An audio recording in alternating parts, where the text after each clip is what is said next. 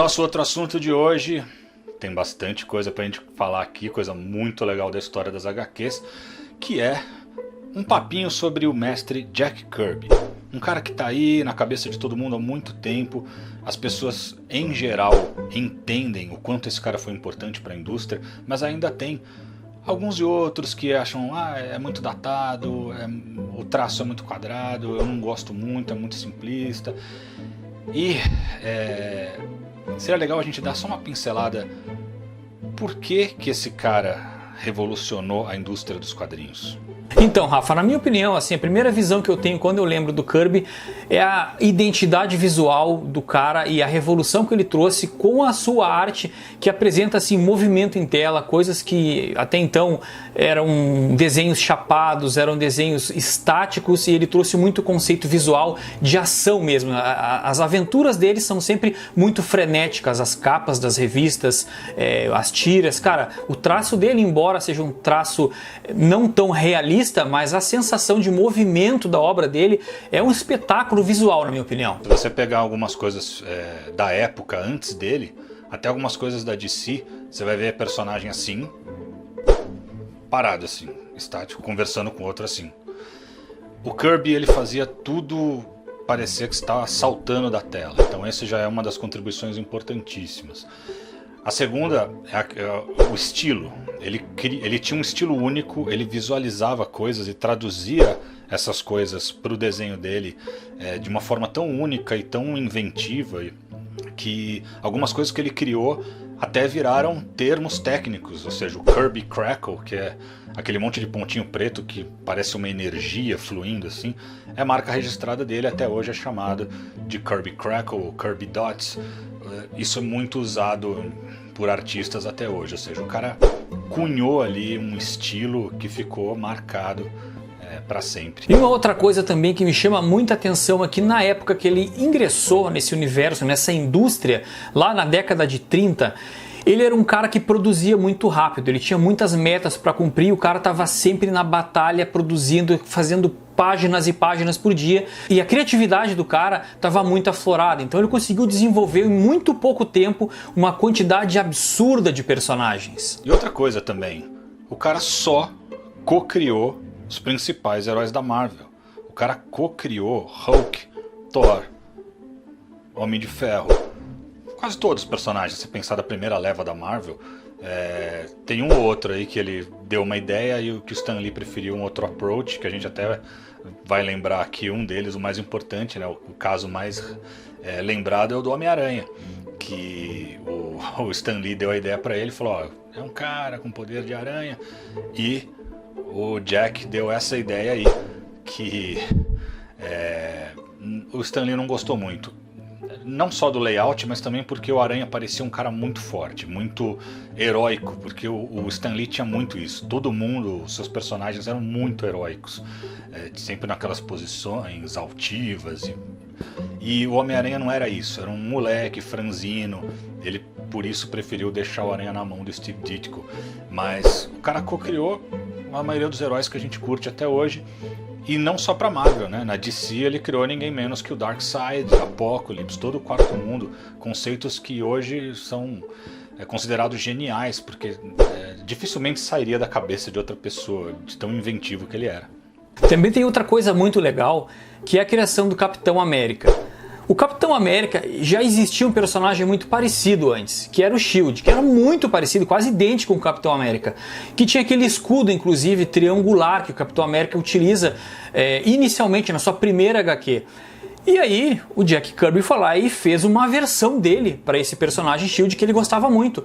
E ficou muito parecido, mas a genialidade do cara tá aí porque o personagem dele simplesmente explodiu, ao contrário do Shield, que ficou um personagem ok, razoável ali na linha dos quadrinhos. E essa de falar, o Kirby é um desenho meio tosquinho, isso não é de agora, tipo, desde a época em que ele ainda estava nativo, ele sofreu com isso.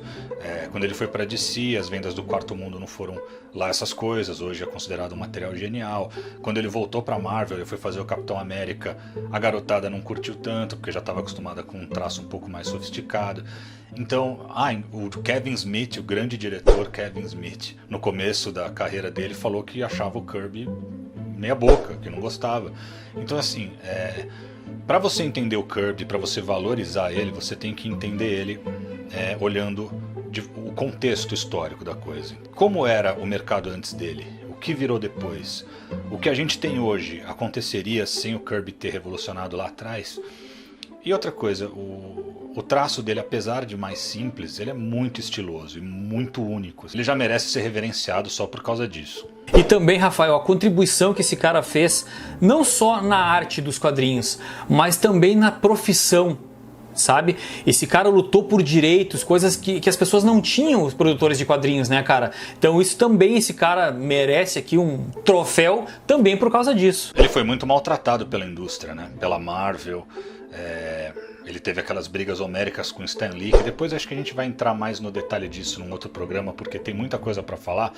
Mas o importante a dizer o Stan Lee não foi um carrasco e o Kirby não foi... eu acho que é muito delicado a gente fazer uma declaração sobre coisas que a gente não estava lá para saber. O que está muito claro para mim é que eles são co-criadores do universo Marvel. Tem gente que fala, o Stan Lee não fez nada. Não, o Stan Lee fez muita coisa. O Kirby, o Stan Lee que fazia as histórias e o Kirby só desenhava. Não é verdade, muita coisa era jogada na mão dele.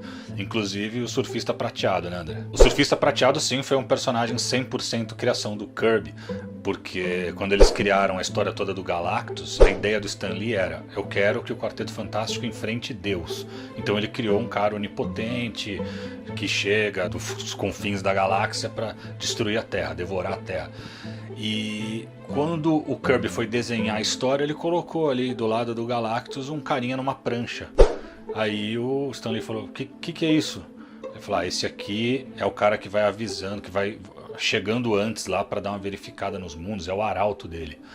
E o Stan Lee achou genial a ideia, o Surfista Prateado foi incluído na história. E a galera se pergunta, tá, mas por que o Surfista Prateado tem uma prancha? De onde é que eles tiraram esse conceito? Aí a gente foi atrás das informações aqui, conseguimos resgatar algumas entrevistas muito antigas aqui, e o Jack Kirby simplesmente disse, não, criamos ele com uma prancha de surf, primeiro para fazer uma homenagem ao esporte, segundo que eu estava enjoado de desenhar nave espacial, que naquele tempo a ficção científica estava em alta, era muito conceito espacial, ele resolveu criar o personagem de uma forma mais heróica, sem a necessidade de uma nave espacial, mostrando todo o poder do personagem nele mesmo, e não usando artifícios e ferramentas para contribuir com o cenário que eles tinham inventado com o Galactus. E depois ele continuou ainda diversificando essa ideia quando ele criou um cara que esquiava pelo espaço, que era o Corredor Negro, que faz parte do grupo de personagens do Quarto Mundo também. Uma coisa legal e curiosa também do Jack Kirby é que ele não acertou 100% em tudo que ele fez, mas ele teve uma história de retomar alguns personagens, que é o que acontece com o Homem-Formiga, por exemplo, que teve a primeira HQ lançada fora desse panteão de super-heróis. A primeira história do Homem-Formiga, ele não é um super-herói, ele é um cientista que encolhe e vai fazer algumas aventuras microscópicas, só que essa história não deu muito certo, ficou em stand-by, e depois ele resgata o conceito do Homem-Formiga e já apresenta juntamente com todos os Vingadores que nós conhecemos hoje. Então é muito bacana isso. Outros personagens também, como o Groot lá dos Guardiões da Galáxia. Esse personagem saiu numa série que ele havia lançado de monstros, que estava em alta na época. E esse personagem também acabou não ficando muito popular e depois foi resgatado para os Guardiões da Galáxia. A primeira história em que aparece o Hank Pym se chama O Homem no Formigueiro. Ele cria uma poção, uma fórmula que deixa ele minúsculo, ele cai dentro de um formigueiro e tem que lutar pela sua vida. Ele não era um super-herói. Depois eles criaram o universo Marvel, o Quarteto Fantástico e tal, e viram que o negócio de super-herói estava dando certo, retomaram o Hank Pym e transformaram ele no Homem-Formiga, como o André falou. Essa coisa dos monstros que o André falou, a Marvel vinha disso, né? A indústria de quadrinhos passou por várias fases. E teve uma fase em que os super-heróis foram demonizados, né? Por causa do livro Seduction of the Innocent, dos anos 50. Um monte de quadrinhos você não podia mais fazer. Super-herói, você tinha que ser muito inocente e bobinho para fazer as histórias, porque um monte de coisa você não podia falar. Terror você não podia fazer. Então eles foram se enveredando por aquilo que dava para fazer. E a Marvel ficou muito tempo investindo em história de monstro gigante que atacava a Terra. Foi aí que surgiu o Groot e vários outros personagens. Tanto você vê que a primeira edição do Quarteto Fantástico é eles enfrentando um monstro gigante. O próprio Coisa é um monstro. O próprio Hulk é um monstro. O que eles estavam fazendo? Não vamos tirar o pé do monstro mas vamos tentar colocar um pezinho ali no super-herói. Então foi sendo uma transição do cara monstruoso que vai aos poucos assumindo um papel mais heróico. O Coisa, nas primeiras histórias, era um cara que vivia brigando com todo mundo, um cara intragável, ou seja, esse cara é um monstro, tá bom? Ah, beleza. Por isso que alguns personagens da Marvel têm esse pé na monstruosidade, porque eles ainda estavam migrando de um gênero pro outro. A impressão que eu tenho é que assim, os super-heróis eles estavam muito populares durante as grandes guerras, certo? Depois, ao término da Segunda Guerra e tal, as pessoas me parece que perderam o interesse nos super-heróis, que todas as origens estavam muito ligadas à guerra. E aí eles entraram nessa linha de monstro, não sei se é uma impressão minha ou o mercado foi para esse lado. E depois retomaram os super-heróis depois que a DC conseguiu criar alguns conceitos ali e popularizar a sua Liga da Justiça, por exemplo. Verdade. Apesar do código que eu falei, foi criado um Comics Code Authority, mas ele não impediu que os heróis continuassem a existir. Eles continuaram a existir na DC, mas foram extremamente infantilizados. Foi aquela base do Batman colorido e todas essas bobagens. E nessa época também eles revitalizaram vários personagens bem antigos da DC, como Flash, Lanterna Verde, e juntaram todos esses caras na Liga da Justiça nos anos 60, foi um enorme sucesso.